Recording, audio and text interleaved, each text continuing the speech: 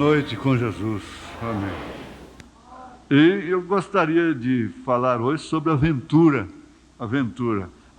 e suas consequências, né? Vamos ver aqui a parábola do filho pródigo. Quantos conhecem a parábola do filho pródigo? Dá um trabalhozinho de levantar sua mão. Tem um trabalhozinho. Quem conhece a parábola do filho pródigo? Algumas pessoas não conhecem, né? Muito poucos, muito poucos. Mas é aquele rapaz que saiu de casa, pediu tudo que tinha, o pai era fazendeiro, muito rico, ele pegou a sua herança, embora e desperdiçou tudo que tinha, né? Agora, lá ele gastou tudo, foi para a miséria, aventurou tudo que tinha, e depois, caindo em si, ele disse no verso 18, levantar-me e irei ter com meu pai e dir-lhe, pai, pequei contra o céu e perante ti. Já não sou digno de ser chamado teu filho, faze-me como um dos teus jornaleiros. E levantando-se foi para o seu pai, e quando ainda estava longe, viu o seu pai, se moveu de íntima compaixão e correndo, lançou-se-lhe ao pescoço e o beijou. Deus amado, dá-nos mais da tua palavra, mais da tua bênção, mais da vivificação do teu Espírito, com perdão dos nossos pecados.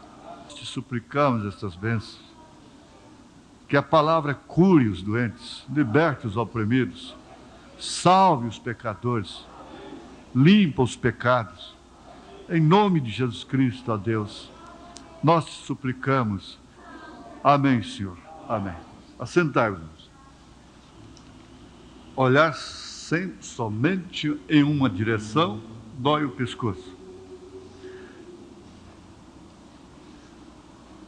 Eu coloquei aqui, em primeiro plano, o filho pródigo.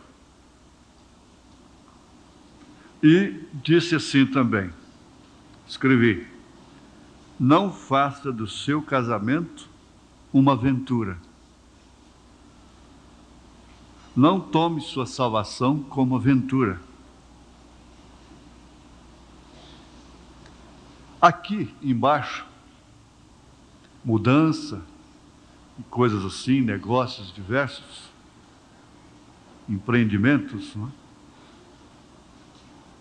Às vezes são aventurados, viagens,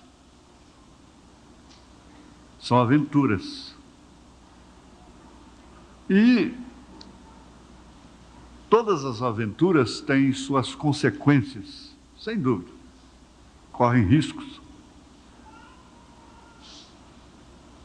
Bom é que nada fosse feito como aventura. Mas, em todos os casos, as aventuras de caracteres terrenos, materiais, trazem consequências terrenas, materiais, quando não espirituais, não é? Quando não envolvem a parte espiritual. O que muitas vezes trazem até benefícios espirituais. Um conserto espiritual. Com todo eu digo, como tenho carta que tenho recebido telefonemas de pessoas nossas, amigas, que viajam, vão embora para o exterior, que nós estamos numa fase de aventura, quando eles têm outros vindo para o Brasil, outros querem sair do Brasil, e outros aventurando o Brasil. O Brasil está com o mesmo problema que os outros têm lá. Tem português vindo para o Brasil, até hoje, aventurando a vida. E brasileiro indo para Portugal, falando exatamente como português, não é? Quer dizer, com todo respeito, não é? São aventuras. Eu dizer para o Monlete, vai bater com a cabeça na parede, Monlete. Não, mas eu quero ir para a mata do Pará. Vai, irmão. Vai. A sede chegou para voltar, né? Glória a Deus. Então, aventura coisas que estão por vir. Empresa. A empresa enquadra na parte material, né? Empreendimento ou experiência. Isso envolve a vida social e espiritual também. Então são aventura, quer dizer que coisas que estão por vir, empreendimento ou experiência arriscada, perigosa, incomum, cujo fim ou decorrência são incertas. Vai dar certo ou não? Via aquela circunstância é uma aventura. Eu tenho um primo, saudosa memória, faleceu. A sua viúva disse para mim, lá dentro do supermercado, eu encontrei lá, disse, não, o Zé viajava, voava até num caixote, pusesse asa num caixote, ele voava. E eu conversei com a proprietária do hotel, lá em Três Lagoas, de onde ele saiu para a morte, no voo da morte. Era então deputado federal, José de Assis. Ela disse, eu disse, deputado, não vá agora, deixa passar esse mau tempo, não preciso de... E ela, a esposa disse, não, ele não tinha medo de voar. Ele voava em quaisquer circunstâncias. Era um aventureiro, portanto, não é? Esses voadores, esses pilotos, não é? Que voam sob quaisquer circunstâncias, eles estão aventurando, não é, irmão Valdir? Agora sua filha também já está? Aventura também? Não, ela não aventura não, tem que ser céu limpo, seguro, né? E ainda continua a coisa, acontecimento imprevisto, surpreendente, peripécia. Uma aventura pode ser uma peripécia na vida, pode ser um abismo. A pobre senhora correu uma desagradável aventura. Aventura ainda quer dizer acaso, sorte, fortuna, ligação amorosa, em geral, passageira, inconsequente.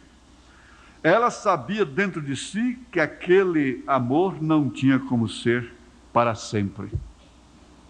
Ela sabia dentro de si que aquele amor não tinha como ser para sempre. Aí vem o adjetivo que é aventurado. O aventurado é aquele que se aventura ou arrisca, é aquele que é ousado. Ousado. Então há pessoas que estão sempre aventurando. Não é próprio do cristão, dado a característica da sua natureza, uma vez cristão, então tem natureza de ovelha. Ser aventureiro. Por quê? Porque ele sempre carece, depende de uma direção. E uma vez estando dirigido, pastoreado, guiado, o que nós ouvimos no rádio agora há pouco, que é apressante, é urgente, é necessário que tenhamos o Espírito Santo. Porque não importa se o Espírito Santo lhe conduz para um lugar de tentação, como com Jesus Cristo. Nós aprendemos que o Espírito Santo, simbolizado na Bíblia pela pomba, que não tem fel, não tem amargura, não tem raiz de amargura, ela não tem fel. E é dócil. Ela não é uma árvore, uma ave iracunda, e que age através da doçura. E apenas com seus leves toques, ela dirigiu o cordeiro para lugares difíceis, mas que, uma vez dirigido pelo Espírito Santo, não se tratava de aventura. Muito embora, sabendo ele que o Espírito Santo estava lhe conduzindo para momentos de tortura, de suar sangue, essa dilatação dos poros, esse fenômeno da adrenalina com, sei lá, com tantas outras coisas, que o pâncreas, o fígado, o baço, a vesícula, se encarrega de, numa hora de tensão, de extrema tensão, a agitar o sangue de tal forma que ele veio a suar sangue. Mas ele estava simplesmente cumprindo a sua missão. Vamos ver se ele está clamando por Eli, lama sabachthani. Vamos ver se Elias, vem socorrê-lo. Ele deixou-se levar pelo entusiasmo. Ele deixou-se levar pelo entusiasmo que o povo ignorante lhe causou. Ao ovacioná-lo, estar em suas reuniões constantemente. Então ele se tornou um aventureiro. Veja onde ele está agora, na cruz. Entre aspas. Era a análise do inimigo.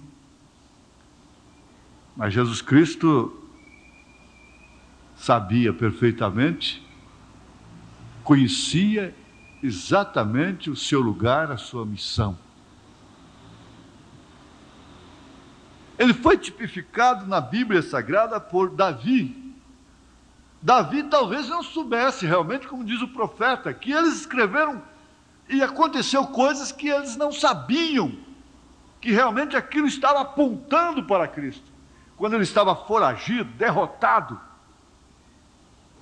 entre marginais, ali estava acontecendo coisas que eram profecias acerca do Messias. Quando ele escreveu o Salmo 22, diz o irmão Branham, ele não sabia realmente que ele estava falando do sofrimento do Messias. Seus inimigos não podiam entender aquilo. Disse, ele ficou louco. Veja, quem está fazendo isso com ele? Porque ele usou na primeira pessoa.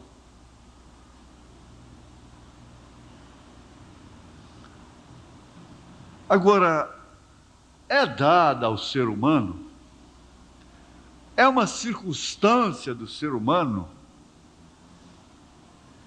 ter limitações, limites, para enxergar as coisas, para ver o amanhã.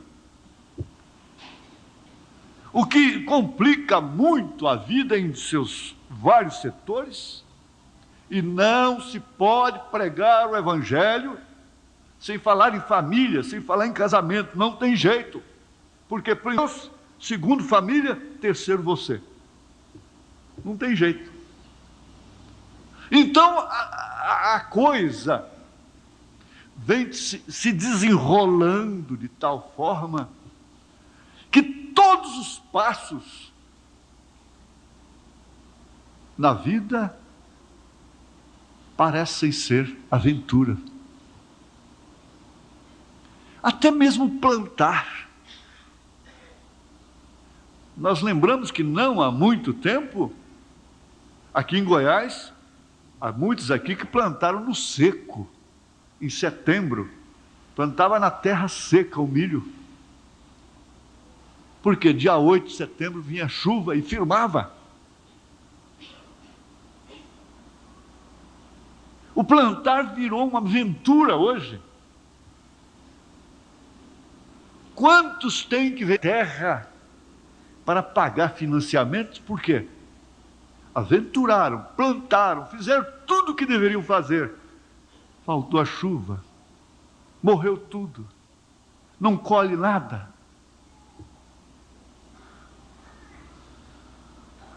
Circunstancialmente, nós temos que entender, é melhor que reconheçamos que cada passo tem se tornado realmente uma aventura. Ter filhos é uma aventura. Ver aquela criancinha, aquela menininha dócil, bonitinha, correndo para lá, para cá, aquele menino. Mas há sempre uma pergunta, como o profeta diz: meu Deus, o que será de José? O que será de Sara, de Rebeca, daqui 20 anos? O que será deles?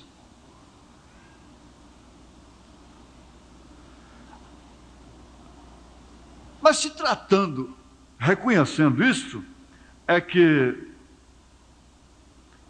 nós constatamos, através da estatística natural da vida, do censo, veja, quantos milhões de filhos resultados de uma aventura amorosa.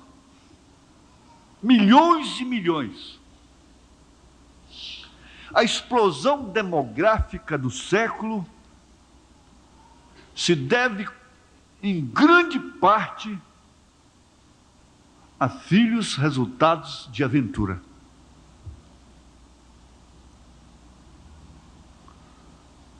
Uma aventura lá no passado trazia óbrio, trazia apedrejamento, consequências imprevisíveis.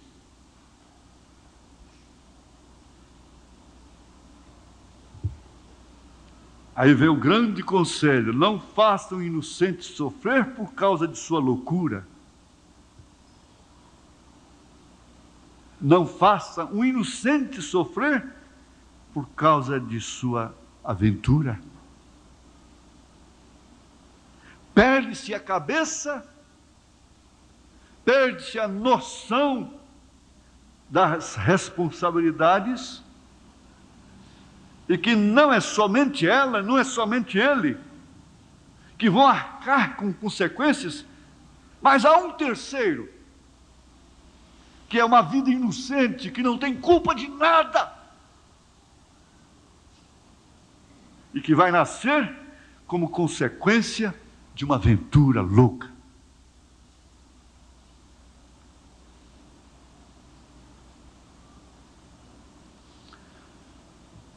Lá no deserto, quando o povo de Israel estava sob a liderança de Deus, sob a liderança do profeta, parecia para o homem natural, que cada etapa de Moisés, cada etapa do povo era mais uma aventura. Agora, o profeta diz o seguinte a respeito de Moisés: que Moisés sabia o que fazer e como fazer. Ele, mais do que ninguém, sabia perfeitamente o que significava oscilar, murmurar, quando estivesse a terrível circunstância, sofrimento de cada passo que Israel dava. Por quê? Não significava realmente uma aventura no sentido da palavra. Era uma demanda que estava no sangue de Deus, que estava no compromisso de Deus, que estava no programa de Deus. E que ainda que chegassem 2 apenas, haviam de chegar, porque aquilo mexia com o caráter de Deus. Aquilo não era uma aventura de Deus, era uma programação do soberano, Deus. Seus filhos, o povo da promessa, havia de entrar, voltar para a terra prometida, para Canaã. Agora eu quero chegar aqui em meio à palestra, que não deve ser longa, e afirmar isto diante de qualquer desafio que eu possa enfrentar, que você possa enfrentar, que a igreja esteja enfrentando e que enfrentará. Que está no programa de Deus, está traçado desde antes da fundação do mundo. Desde antes da fundação do mundo. No caderno de Deus, no mapa de Deus, no computador de Deus.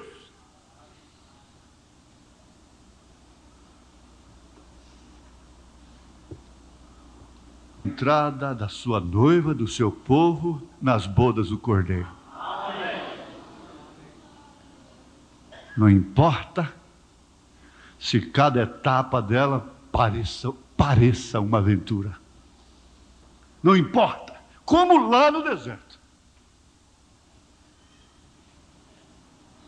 Isso viria ferir ao próprio Deus, a sua fidelidade, a sua onipotência, a sua onipresença, a sua soberania, a sua onisciência. Falharia se esse povo pré-ordenado, se essas pessoas cujos nomes estão escritos no livro da vida do Cordeiro, não entrassem nas bodas do Cordeiro. Por isso, meu filho, te ajeite. Concorde com Deus, que você está no seu programa. Se cada etapa que nós chegarmos, nós nos pormos a murmurar, a questionar, a perguntar, nós podemos incorrer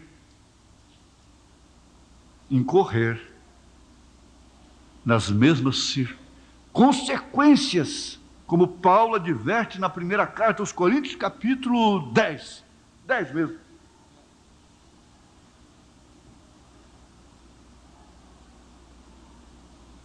E lá na Hebreus capítulo 2, ele diz, como fizeram lá no deserto.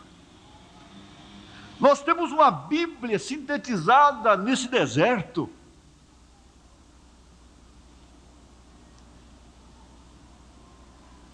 Nós temos uma Bíblia ali, começando pelo ecumenismo, o sistema religioso denominacional do Egito, e o povo saindo para a terra prometida, para Canaã, que não significa a cidade santa ainda, mas a era do vencedor.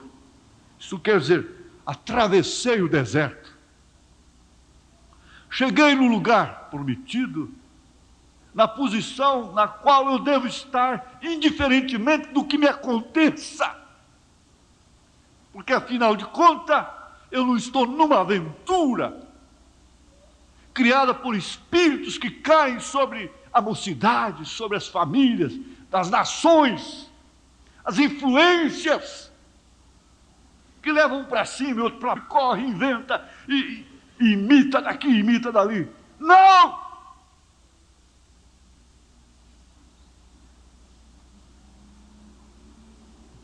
Você não é um dos tais.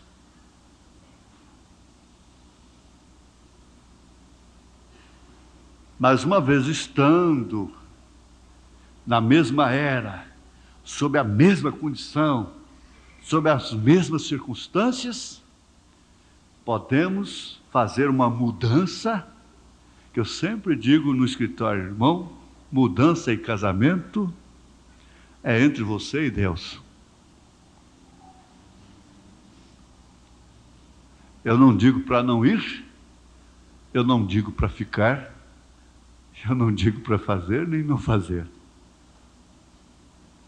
A única coisa que eu te digo é isso: se o seu coração fechar, não vá. Porque se o seu coração está animado, e você analisa, e pela experiência que você tem com Deus, você entende que aquilo é Deus, faça o que está no seu coração. Vá. Vá. Se acontecer como aconteceu com Noemi, volte.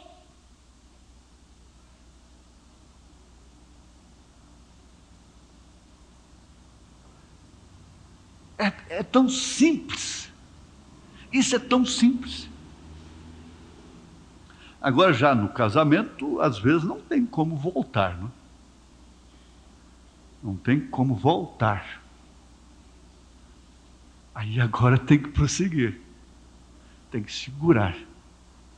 Como pode você fazer do seu casamento uma aventura? Dando a vida por um prazer?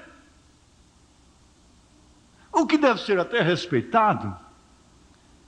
Então quem vai dizer se gosta de ser enganada é você. Me engane que eu gosto. Há muitas pessoas que dizem assim, que têm que ser tratadas assim. Me engane que eu gosto. Eu não gosto de encarar a realidade. Eu não gosto que mostre a verdade para mim, que minha mãe me mostre, que meu pai me mostre. Eu não gosto disto. Eu gosto de ser enganada. Eu gosto que meu marido engane, me engane. Eu prefiro ser enganada. Há homens que estão dizendo: eu prefiro ser enganado. Me engane que eu gosto.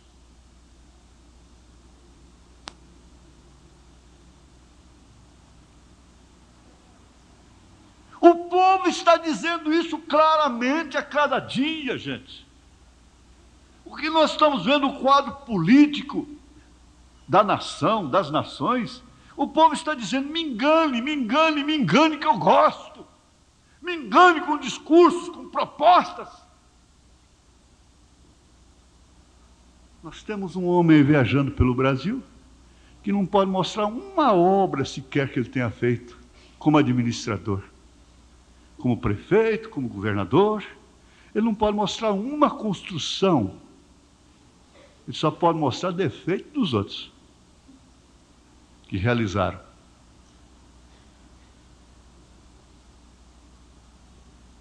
Mas o povo vai dizer: me engane que eu gosto.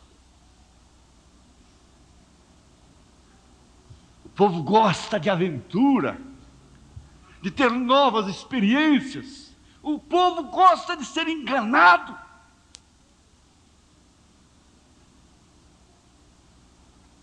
A mulher que não tem como o marido expor as coisas para ela como são, porque não tem jeito, é precipitar tudo. É precipitar tudo. Há homens que, pela mesma forma, não podem se assentar, não podem conversar, não podem dialogar, e, portanto, a família tem que ter coisas ocultas dele. É obrigatório, ele obriga que a mulher, a própria esposa, tem que fazer determinadas coisas sem ele saber. Até mesmo cuidar da saúde de uma filha, de um filho, e outras coisas. Muitas delas que Deus até aprova. Mas ele não pode saber, infelizmente. Meu marido não pode saber, sendo que deveria ser o primeiro. É quem deveria estar na cabeça da coisa. Mas o sebo na cabeça não deixa. Eles dizem, aquela pessoa tem sebo na cabeça.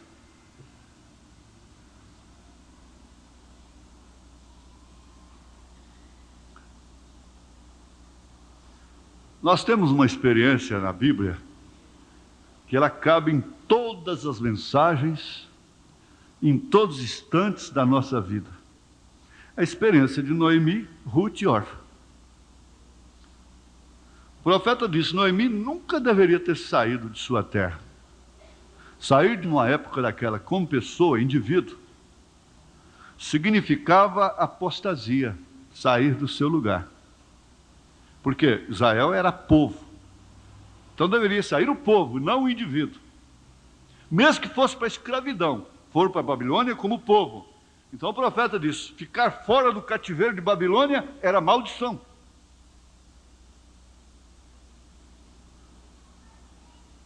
Era como povo.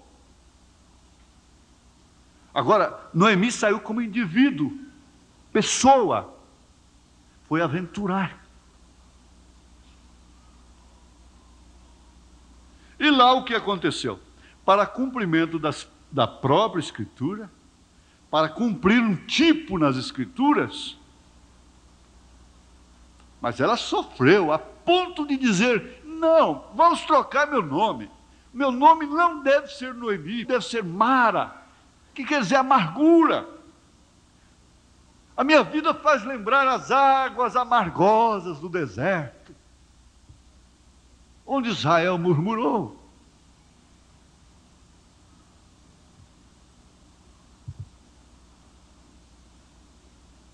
A minha vida faz lembrar as águas amargosas do deserto.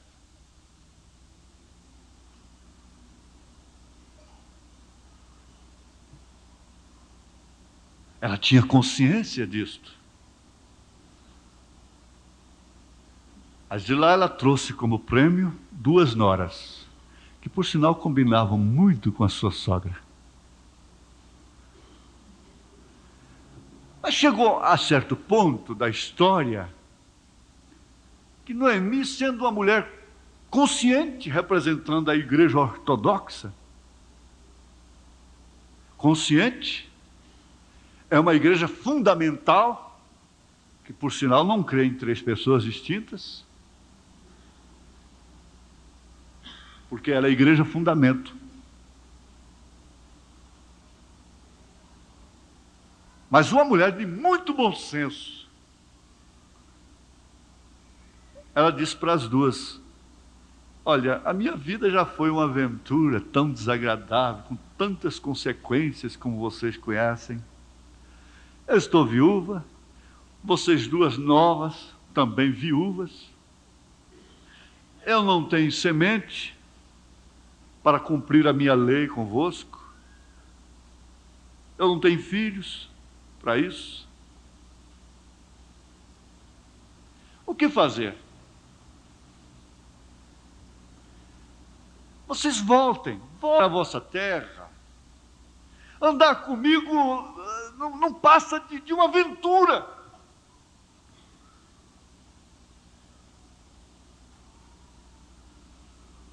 Em outras palavras, ela estava dizendo isso. Orfa entendeu o conselho. Disse, mas como é razoável minha sogra? E a amava tanto que a abraçou chorando. Quem sabe soluçava. E voltou. A Bíblia não fala mais dela. Até que veio o profeta da era. E mostrou o que ela significa. Mas a Ruth determinou dentro de si. Eu estou no quadro. Isso é o que você deve saber antes de tudo. Ter convicção. Eu estou neste quadro. Eu não pedi para estar aí. Eu nasci dele. Eu estou nesse quadro. Eu sou dele. E ele é meu. Eu estou nesse quadro. O teu povo é meu povo. O teu Deus é meu Deus. Onde você dormir, eu durmo. O que você comer, eu como. Onde morrer, eu morro também. Eu morrerei ali. Não te deixarei de forma alguma. Eu prefiro estar com você amarga como é, do que ter supostas doçuras lá atrás. Eu prefiro enfrentar amarguras com você, estar com você sob quaisquer circunstâncias. Ninguém deve permanecer no ministério a menos que tenha a mesma convicção.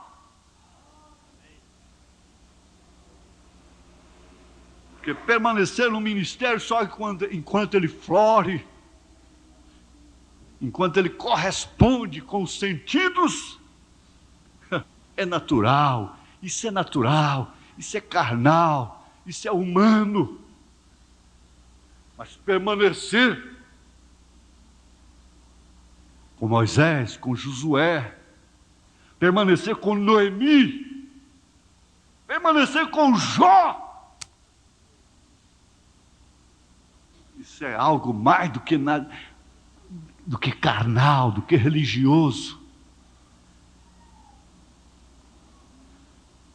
Isso é espiritual. Isso é revelação.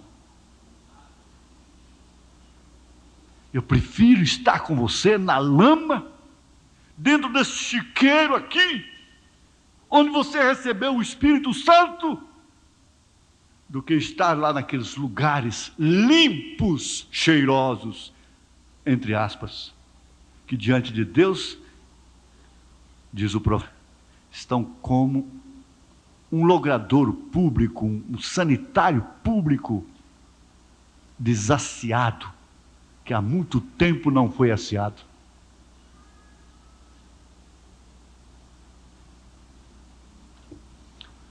É aventura ficar com Paulo, Demas?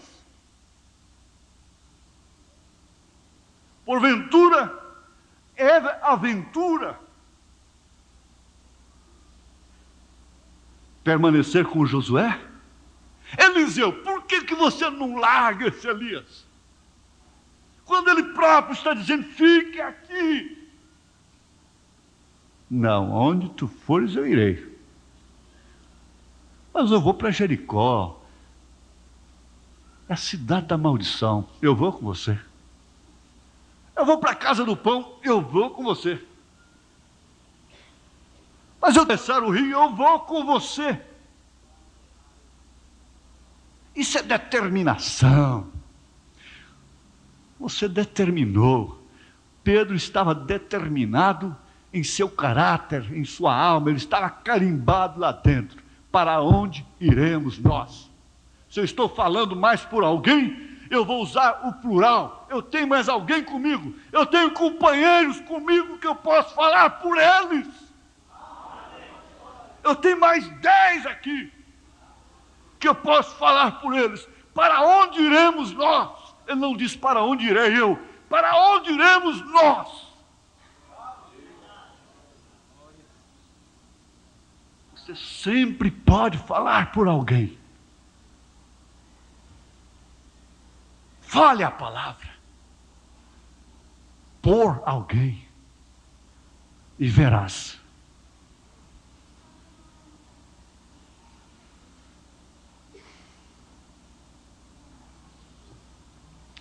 Aqui, na mensagem liderança,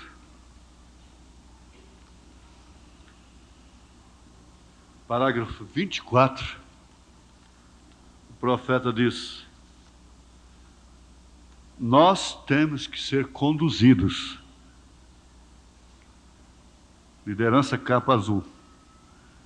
Nós temos que ser conduzidos. Isso já diz tudo.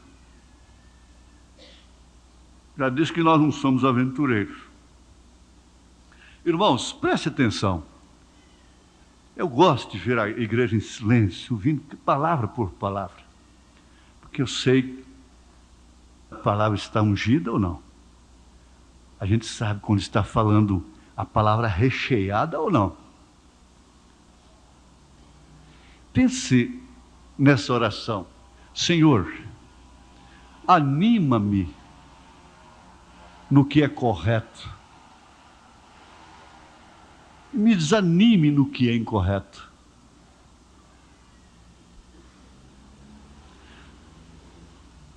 Você quer fazer essa oração agora? Você tem que dar um passo na vida? E que você está assim, querendo uma orientação? Senhor, anima-me no que é correto.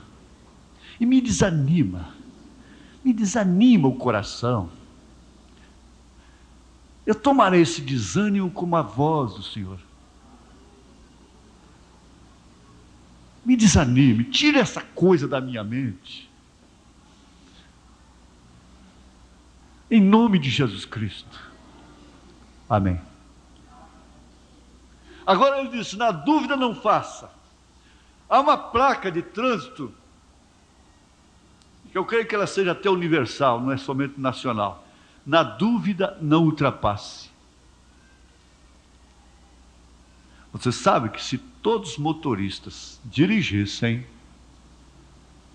de acordo com as leis do trânsito, obedecessem às placas direitinho, como o irmão Branham dirigia, não haveria um acidente sequer. Todas as viagens seriam concluídas, exceto acidentes alheios à sua vontade, à sua obediência, seu com ele próprio. Mas por quê? Alguém transgrediu a lei ou as leis, começando por beber e dirigir embriagado.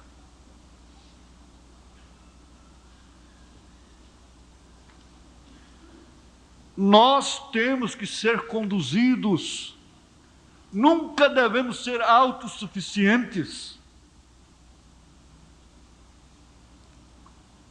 Bem-aventurado é o homem que ouve uma mulher. Ouve a mulher. Nunca uma mulher dá conselho errado. Nunca. É claro que eu estou me referindo a uma cristã convertida, que tem o Espírito Santo. Ela está mais em casa. Ela é mais de oração. Ela é mais sensível para com Deus. Há muitos maridos que, bem-sucedidamente, eles não são maricas. Eles não têm nenhuma reprovação diante de Deus quando eles chamam suas mulheres em particular e dizem isso. O que você acha?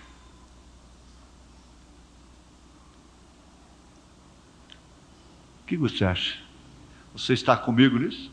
Muitas delas dizem, olha, isso assim, de todas as formas eu estou contigo em quaisquer circunstâncias. Eu vou, eu fico, de qualquer maneira eu sou sua, você é meu e pronto. Agora, isso assim.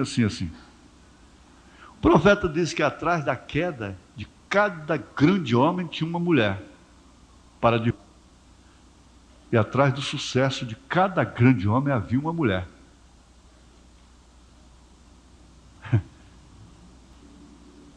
Atrás da queda de Hitler, de Mussolini, de Napoleão, de Sansão e de tantos quantos outros, havia uma mulher. Começando lá no Éden, havia uma mulher. Mas atrás do levantamento, a Vitória, havia uma mulher. Fosse a esposa, a mãe de um Abraão Lincoln, havia sempre uma mulher.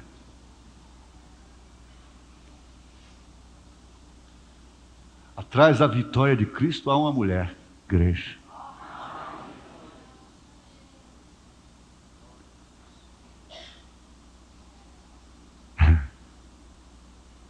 É bom assim, não é? Não tem coisa melhor do que ser dócil, do que viver em brandura, em ternura, em concordância mútua. Porque os dois se tornaram um.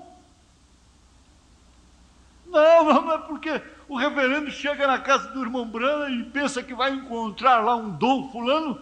O irmão Brana foi atender na porta de avental, porque estava lavando as vasilhas para sua mulher. E por isso deixou de ser macho? Deixou de ser homem? Não. Quando o profeta disse que a melhor coisa que Deus podia dar para um homem depois da salvação é a mulher, é a sua esposa.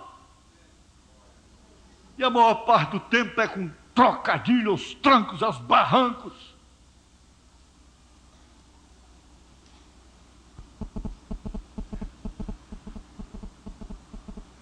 Mas no final das contas, nós temos que ser conduzidos. Sabe, Deus nos comparou com ovelhas. E você sabia que uma ovelha não pode conduzir a si própria? Não. Portanto, ela não é uma aventureira. Ela se desviará e se perderá. Se ela perder a direção, ela tem que aventurar. Ela simplesmente não pode conduzir a si própria. E nós somos ovelhas. E ela tem que ter alguém para conduzi-la. O pastor tem dever de conduzir a ovelha. Agora, isso foi lá nos dias do Senhor Jesus. Ele foi o bom pastor que conduziu as ovelhas. E Ele é o mesmo ontem, hoje, eternamente. Ele está conduzindo as suas ovelhas hoje. Ele tem conduzido vocês para este ministério, para esta obra.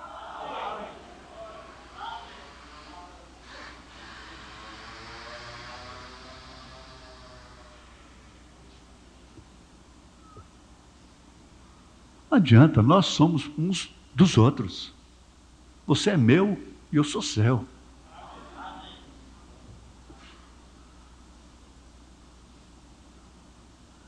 Mas hoje, você está vendo? Estamos vivendo em outro dia. Tudo está mudado e pervertido. Para se dar um passo na vida, vende a sua primogenitura.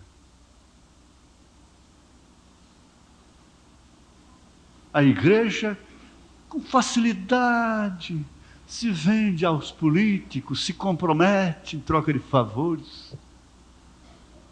Que precisão tem essa igreja de ser ajudada pelo Estado? Ela que ajuda o Estado, não o Estado ajuda ela, porque ela é o sal da terra.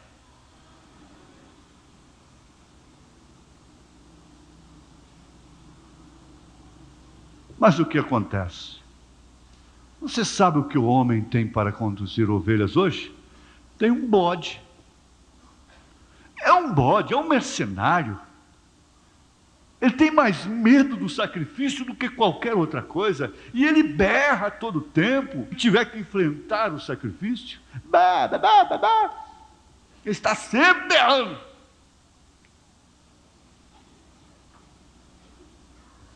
O irmão que remeda o bode diz: você quer beber, bebe. Se não quer beber, me dá um copo.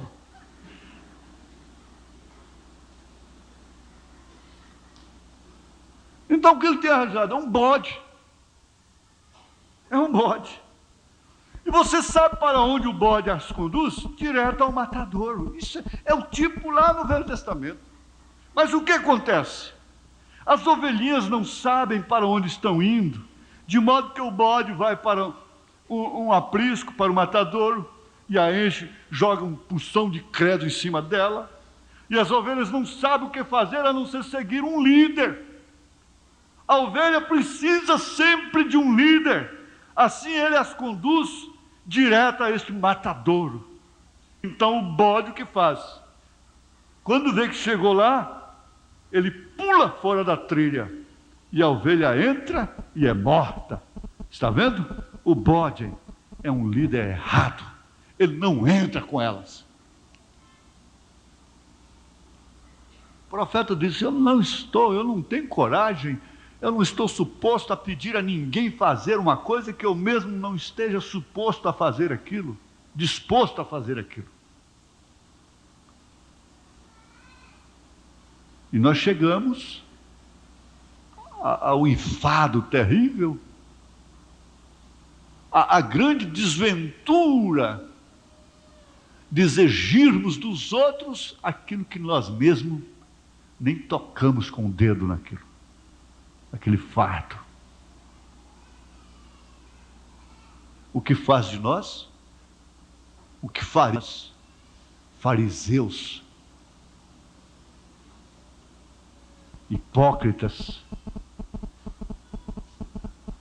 O povo é que tem que jejuar, o povo é que tem que viver honestamente, o povo é que tem que dar os dízimos, o povo é que tem que cuidar da família, o povo é que tem que fazer isto, o povo é que tem que fazer aquilo, o povo é que tem que cuidar, o povo é que tem que cuidar, o povo é que é responsável, o povo que é responsável.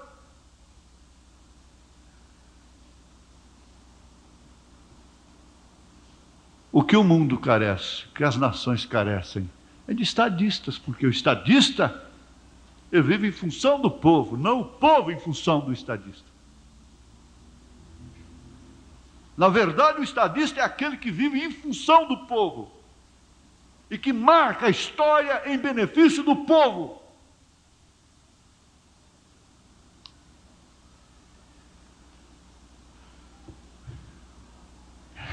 Olhe só para Jesus, olhe só para Jesus.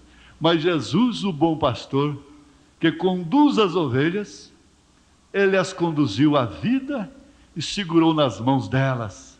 Está vendo?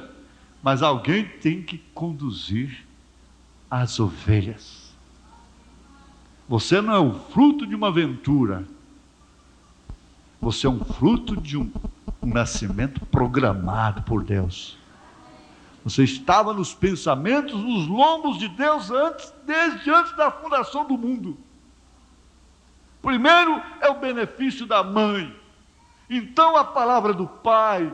Depois que a mãe dá a você o seu primeiro passo, então você olha para o seu papai, todos nós, para acharmos sabedoria, porque ele é o cabeça da casa. Não que ele seja mais inteligente, mas ele é feito líder da sua família, de modo que seguimos o que o nosso pai diz para fazermos. Quando ele diz: agora filho, eu gostaria que você fizesse certa e certa coisa, então nós o ouvimos porque é sabedoria. Mas ouça, está vendo? Ele aprendeu muito e temos que perguntar-lhe para vermos o que ele tem aprendido. Então podemos tirar proveito por o que ele tem aprendido. Isso nos dá uma direção na vida. Ele nos diz: agora não vá fazer isso, porque eu fiz isso e me dei mal. Não faça isso, porque eu fiz isso e me dei mal. Eu estou carregando amargura, carregando cicatrizes. As quais você pode evitar. Ah, mas e o senhor? Sim, e o senhor? Eu estou sofrendo isto. E isso deveria ser um benefício para você.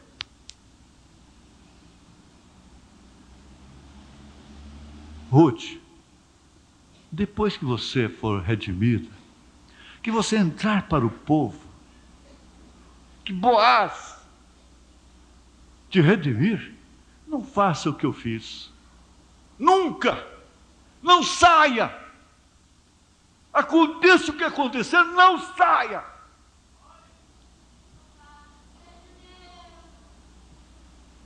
Não falte no seu lugar. Não.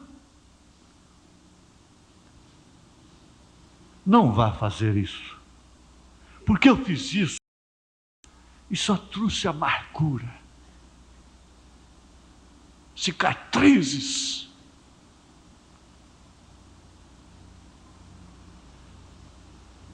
Aí então, meu pai me disse para não fazer,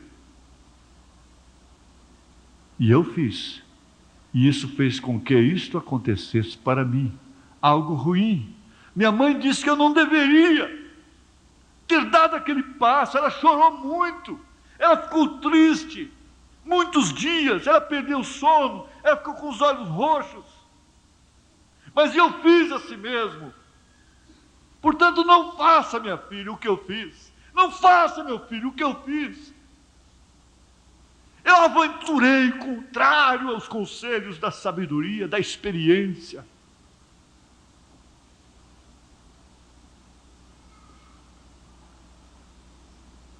O pai e a mãe têm muitas coisas para dizer. Filha, não faça. Eu fiz isto, mas não faça. O pai tem muito o que dizer. De modo que está vendo, então ele, o papai, nos diz como fazer e o que fazer certo.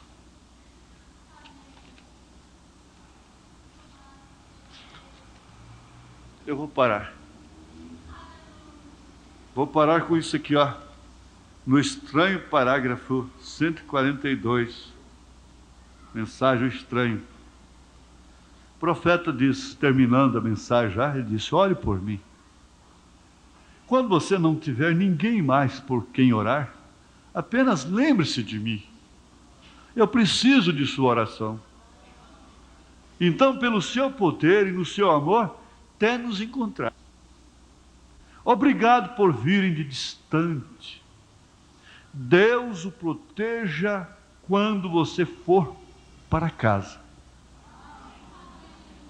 Deus o proteja quando você for para casa. Isto o que quer dizer? Até mesmo vir para a igreja está sendo uma aventura. Pode vir com as duas pernas e de repente ficar sem uma perna, dentro de um segundo.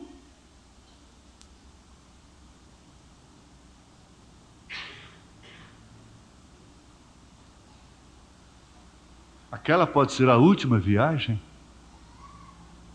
É um derrame, é um infarto cardíaco, é um acidente.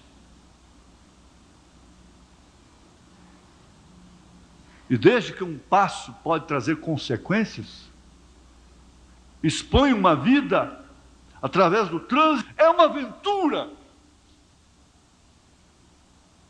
Quando se entra no avião, está aventurando. Quando se entra no automóvel, está aventurando. Muito mais nesses veículos de duas rodas. Deus o proteja quando você for para casa. As duas coisas principais: salvação e casamento. Mudança, três. Três coisas principais.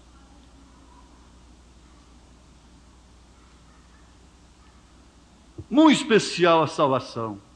A sua posição no corpo de Cristo não pode ser uma aventura. Só isto. A sua saúde não pode ser.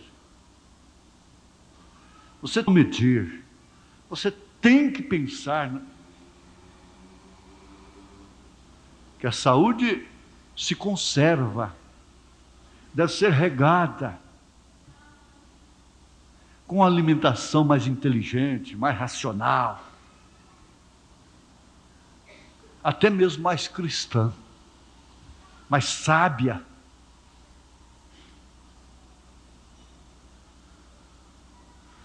Vamos fechar nossos olhos?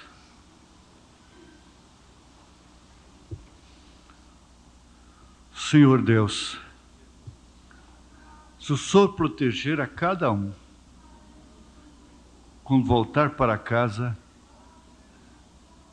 os dados inflamados do maligno não poderão afetar nenhum deles. Eu te peço, proteja cada um quando voltar para casa, Senhor. Muito especialmente aqueles que têm que dar passos.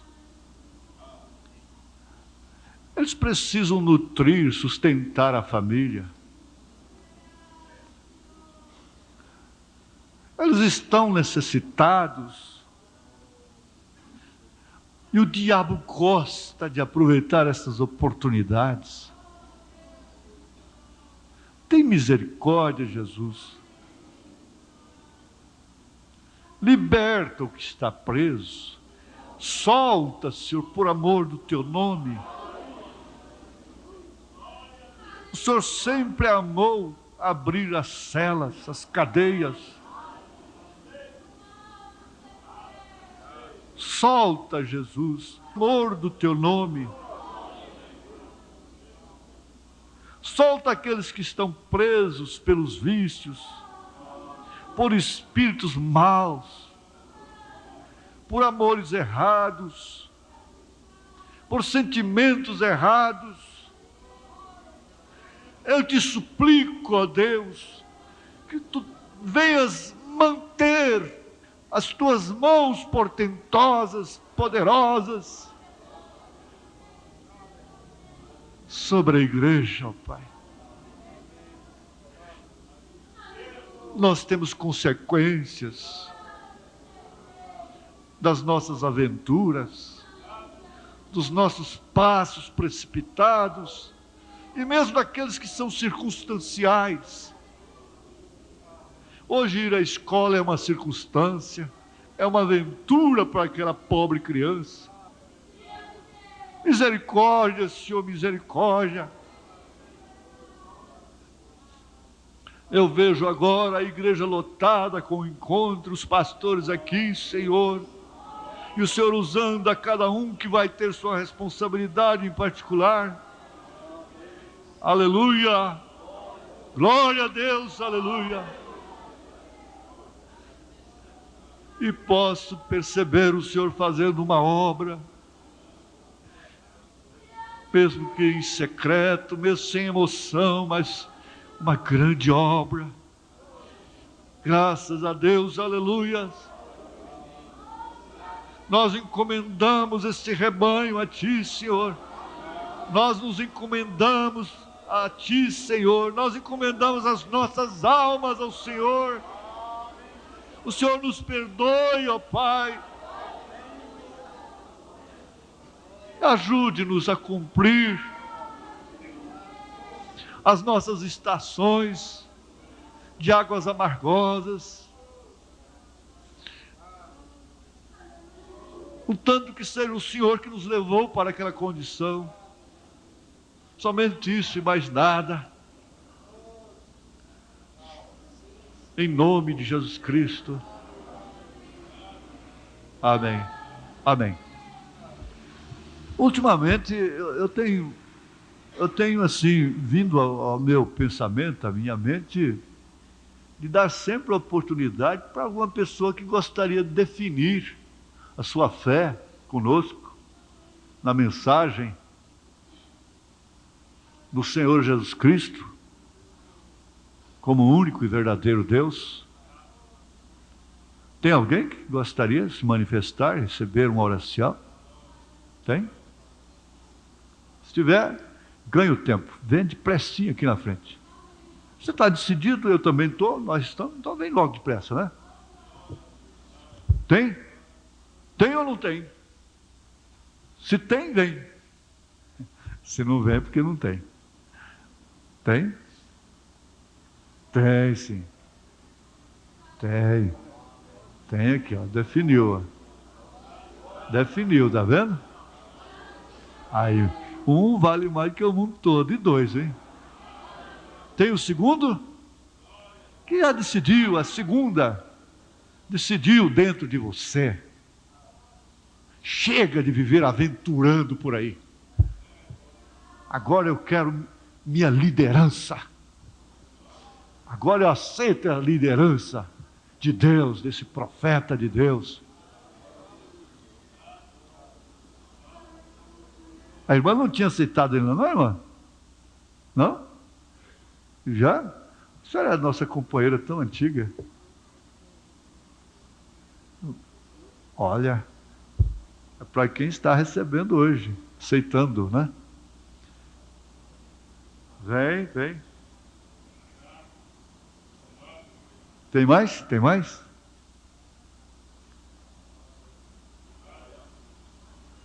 Isso, rapaz, isso.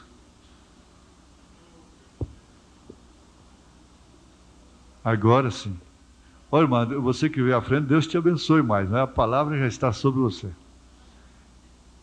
Aleluia.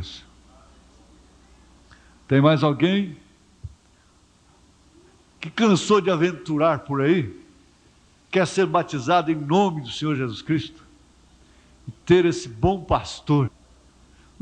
Esse bom pastor não chama Joaquim Gonçalves, não. Esse é o mau pastor. Agora, o bom pastor é Jesus Cristo. Mas eu não sou tão mau assim, não, sabe por quê? Porque eu te levo para Jesus Cristo, sabe?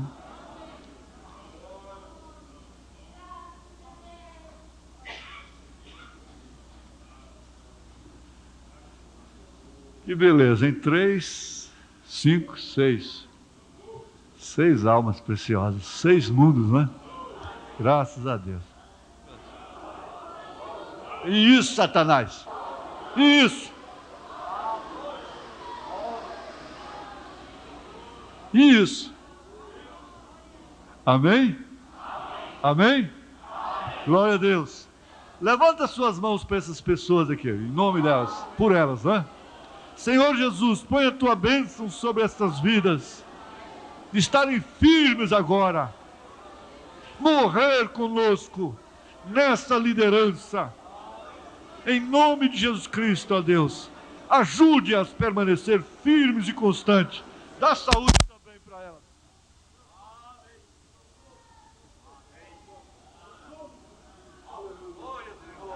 Amém. Amém, Jesus. Amém. Podeis assentar. Nós tínhamos 7, que tinha um garotinho novo ali também, um garoto. 7 preciosos, não foram somente 6. O número perfeito mesmo, 7. Né? Glória a Deus. Aleluia. Agora nós vamos para casa. E que Deus vos proteja